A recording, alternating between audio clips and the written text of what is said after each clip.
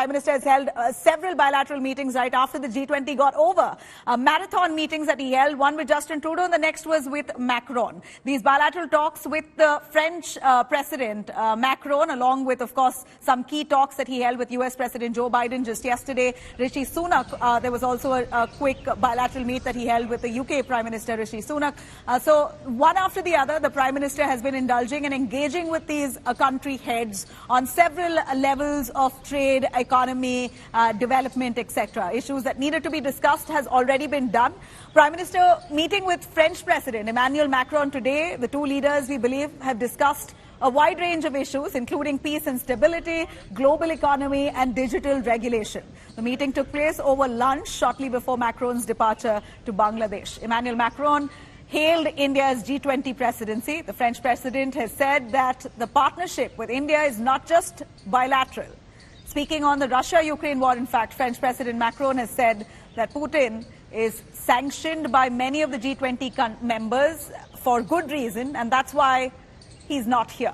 That's more or less what Macron said. Prime Minister Narendra Modi is now expected to hold talks with Japanese and the Australian counterparts as well. We believe that must have already ended, with the Prime Minister now going to be arriving into the Bharat Mandapam itself for a final goodbye. First of all, please allow me to thank Prime Minister Modi. Faithful to its principles, India did its utmost for its presidency of the G20 to serve unity and peace and send across a message of unity while Russia is still waging its war of aggression in Ukraine. So here I would like to thank Prime Minister Modi and say once again that France stands alongside India. As for Russia and G20, to be clear, my point was to say the core business of this forum is economy and coordination on global affairs. So economy, finance, climate, and these critical issues. But the core business is not stability and security and peace. So it's good sometimes to have this discussion, but we should not stop everything if we disagree on one of these topics. The second remark I made for Russia is that they are a member of the G20 de facto. President Putin is not here because he's sanctioned by a lot of us, and for good reasons, because I think what's happening is very grave and very serious and concerning for everybody. But my point was not to say we should exclude somebody from the club now. I think it's counterproductive. All right, we have Paulomi and Abhishek Balla, both of them joining us right from the Bharat Mandapam Media Center. And the reason why we show you these images constantly is because Prime Minister Narendra Modi is going to be arriving in just a little while from now. And maybe the last day that we see this kind of illumination, the grandeur that Delhi has witnessed. For the first time in our lives, we've seen this kind of decoration. The way Delhi has been spruced up is really a sight to behold. Abhishek Balla, we're showing live images of the Bharat Mandapam right from the outside, and it's really spectacular. I can't get my eyes off it. I've passed myself through my vehicle, couldn't stop because of no accreditation, but going back and forth just to get a sight of this really stunning view. But as I say, as we wait for Prime Minister Modi to arrive, if you can take us through a quick word on the marathon bilaterals that Prime Minister has had with the Prime Minister of Canada, Justin Trudeau, and be it even Macron. Trudeau, we believe, has been hard on the fact that it's Canada first. And we believe that in the bilateral issues were raised about the Khalistani extremism. Do we know the insides of what happened in terms of their talks?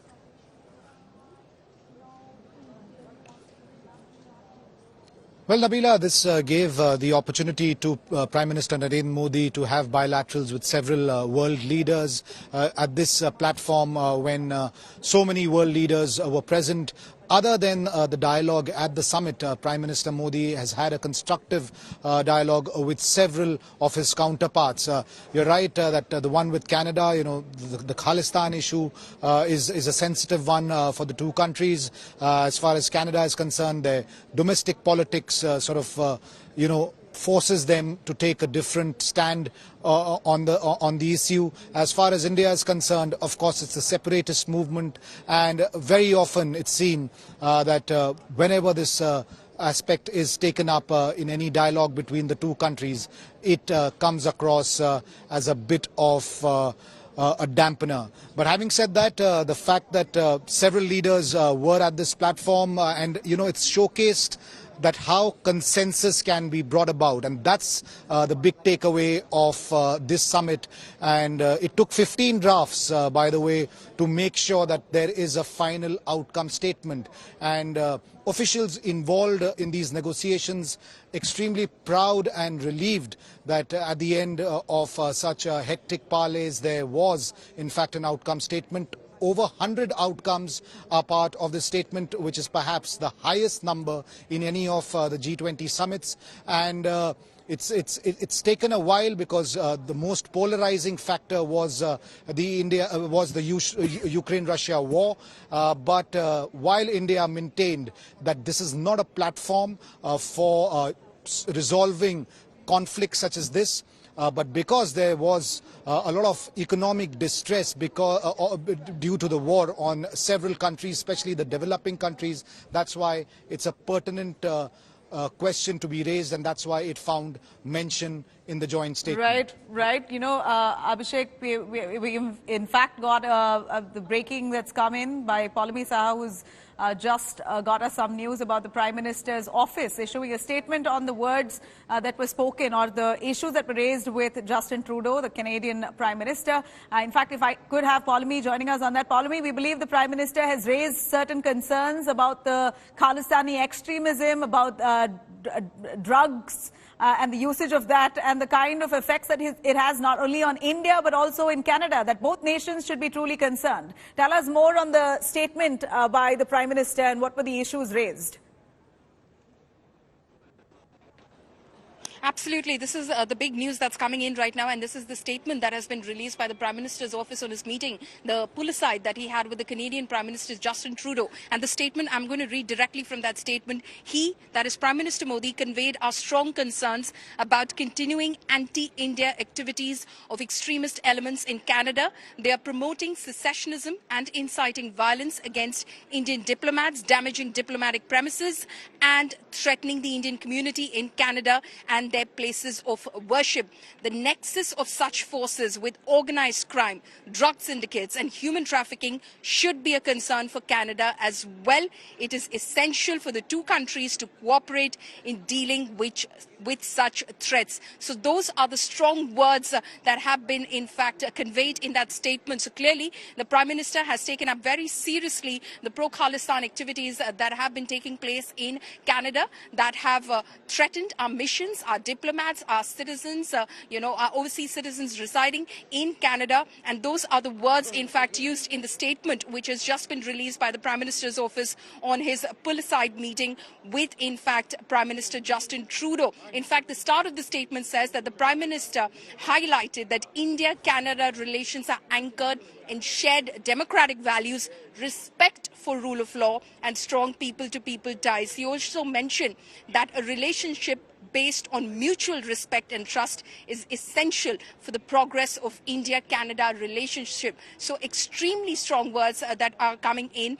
Clearly, the Prime Minister has, given his piece to the Canadian Prime Minister. We've seen, the equation, the body language has been very frosty, very cold over the last couple of days. And now confirmation coming in that the Prime Minister has raised the threats that our diplomats, our premises, our diplomatic premises, the Indian community in Canada and our places of worship face. And he's categorically stated that the nexus of such forces with organized crime, drug syndicates and human trafficking can't be, in fact, tolerated. Right. Paulami, if you could take us through exactly what we know of is that Justin Trudeau skipped the dinner meet yesterday at the President's house. So this really sent tongues wagging on what was the reason. Was it a deliberate skip? A conscious decision not to be part of that dinner hosted by the President? And it was not just, of course, the Canadian Prime Minister. You also had the President of Turkey, Tayyip Erdogan, along with Saudi's Bin Salman. Three of them, three important leaders who missed the President's dinner last evening. Any word particularly on Justin Trudeau and the others, of course, on why was it a conscious decision to skip it? Well, Nabila, we did not get a reason from the Canadian embassy as to why the Prime Minister of Canada skipped the dinner yesterday, the gala dinner, which was hosted by the President of India in honor of the G20 delegations. But to a query that we sent the embassy, what they did tell us that the Prime Minister was available for all the events of the day, which were pertaining to the G20 summit, and for the social event, which was an obvious reference to the dinner, a representative from the Prime Minister's office was in fact sent by the Canadian mission to in fact represent Canada at the gala dinner, which was hosted by President Draupadi Murmu. As to why did President Justin Trudeau skip the dinner, again, we did not get a response from the embassy. Right, so no response from the embassy. So it's clear cut. It appears that Justin Trudeau was here to be part of the bilateral talks, to be part of the proceedings of the G20 summit, to be part of that to be part of that very meeting where the Delhi Declaration received consent from him.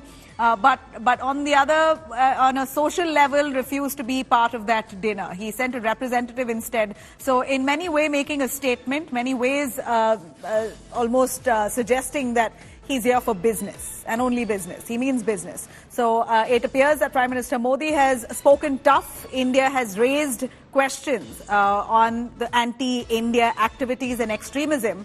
That's on full display in Canada. Many of these extremist elements who are thriving in Canada, almost Canada becoming a breeding ground for these Khalistani elements. And Prime Minister Modi, we believe, has put this question forth to the Canadian Prime Minister Justin Trudeau and very strongly worded it.